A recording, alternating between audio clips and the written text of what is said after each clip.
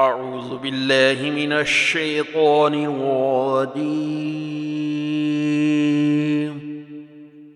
بسم الله الرحمن الرحيم.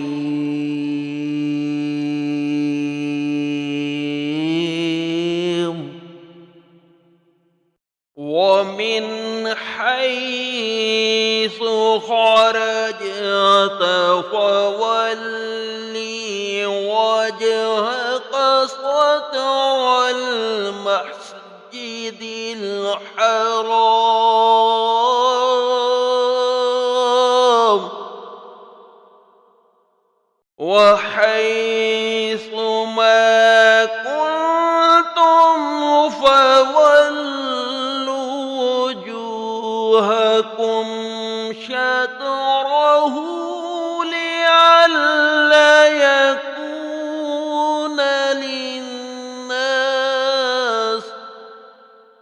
للناس عليكم حجة إلا الذين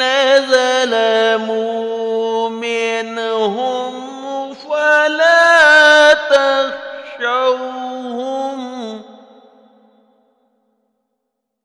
ولا تخشوهم واخشوني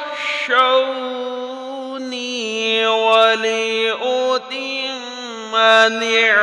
نعمتي عليكم ولعلكم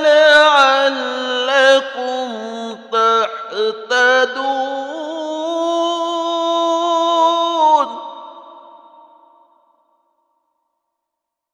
كما أرسلنا فيكم رسولا منكم يتلو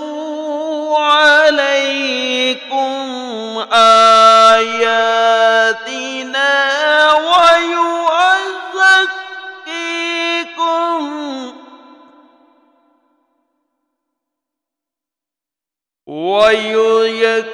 ويزكيكم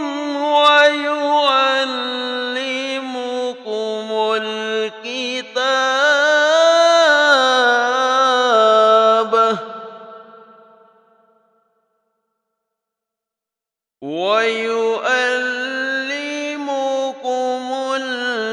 الكتاب والحكمة ويعلمكم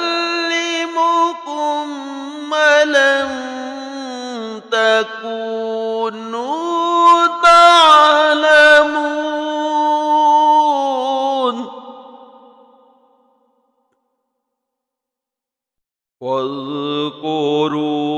واذكروني أذكركم واشكروا لي ولا تكفرون